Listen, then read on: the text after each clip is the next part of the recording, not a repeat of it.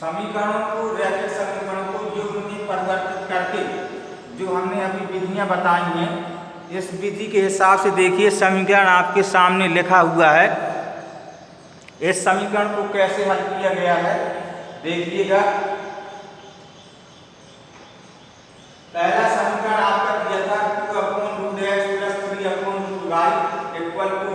दूसरा दिया था 4/√x - 9/√y = -1।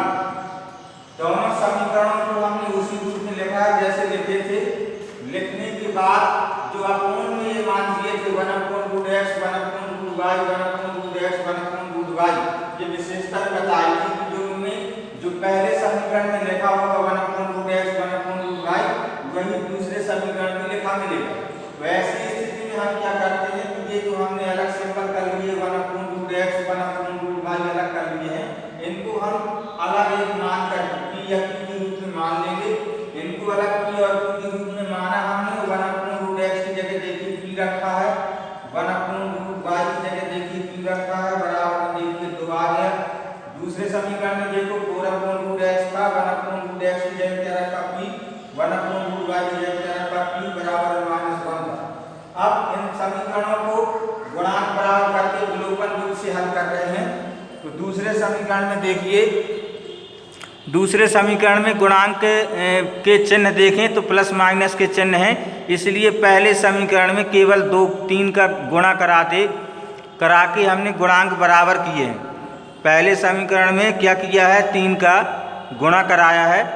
गुणा कराने पर समीकरण हमारा हो गया है 6p + 9q = 6।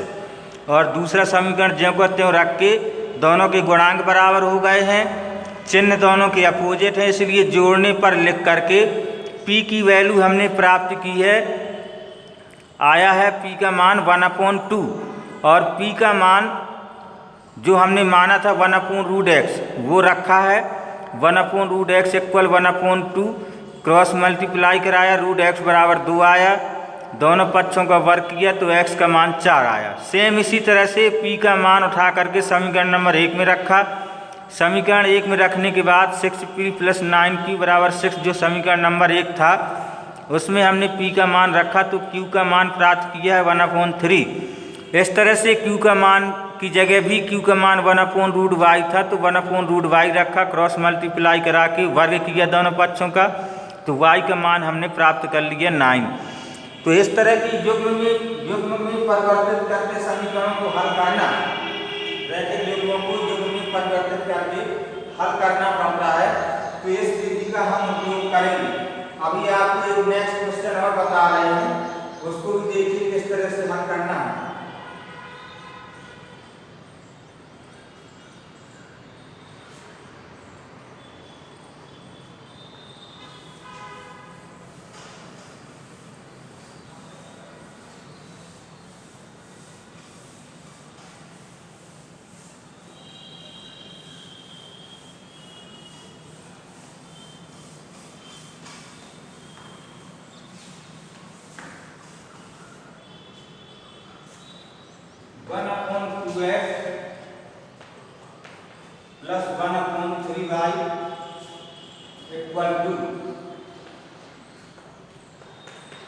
ये पहला समीकरण है।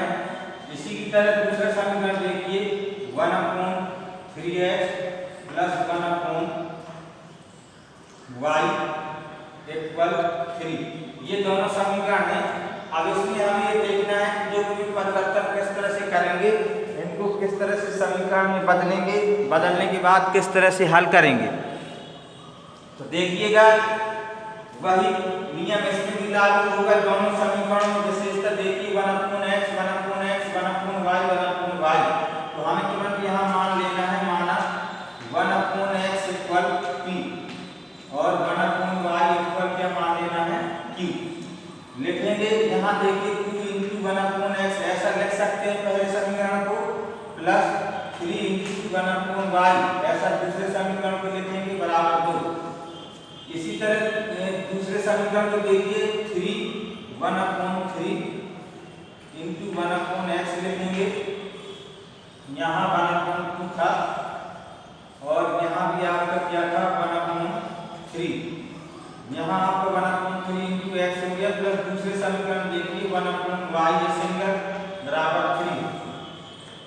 अब हमने जो ये मान माना 1/x बराबर p और 1/y बराबर q, ये मान रखेंगे तो 1/2 और 1/x की जगह सीधे क्या रखेंगे p प्लस 1/3 1/y की जगह क्या रखेंगे q बराबर 2। ये समीकरण नंबर 1 हो गया।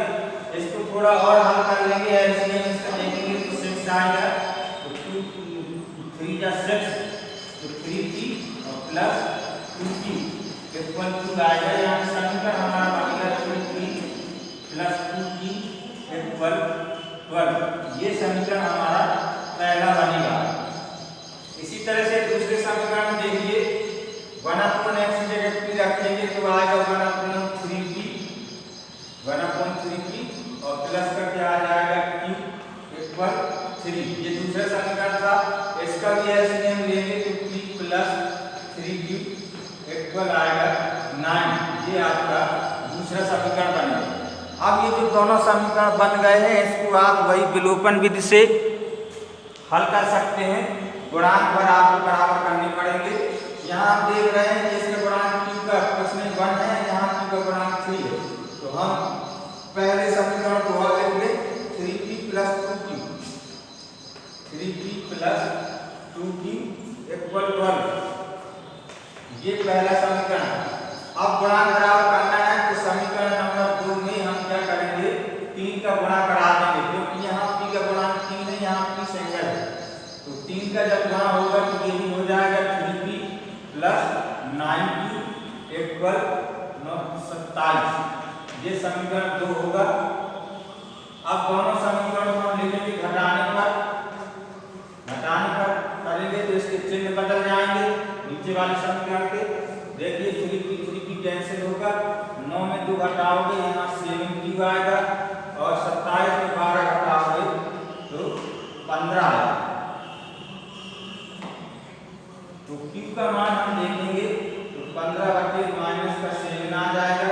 q का मान जो हमने माना था, q का मान क्या था 1/y, यहाँ q की जगह 1/y मान रखेंगे, 1/y रखेंगे तो 15 बटे माइनस का 7 आएगा, या 15y कैंसिल गुणा कराएंगे बराबर माइनस का 7, या y बराबर माइनस का 7 बटे 15। अब यदि यहाँ से जो q का मान आया, q का मान समीकरण 1 में रखने पर समीकरण 1 आपका क्या दिया गया है 3p प्लस 2q इक्वल 12 दिया है। यहाँ से हम क्या करेंगे 3 into p का q का मान हमने निकाला था 15 बटे 7, 3p प्लस 2 गुणे 15 बटे माइनस का 7 बराबर 12 आएगा। 3p माइनस का 30 बटे 7 हो जाएगा बराबर 12 आएगा, या 3p इक्वल देखें तो 12 प्लस इतना आएगा 3p इक्वल इसका एलसीएम कितना आएगा 7, तो यहाँ आएगा 84 प्लस 30 जोड़ेंगे इनको 4 114 बटे 7, तो 3p बराबर इतना आया 114 बटे 7, या p बराबर 114 बटे 21। तो p का मान निकाल लिया। p का मान निकालने के बाद वही करना है। p का मान कितना था, p का मान हमारा है माइनस का 114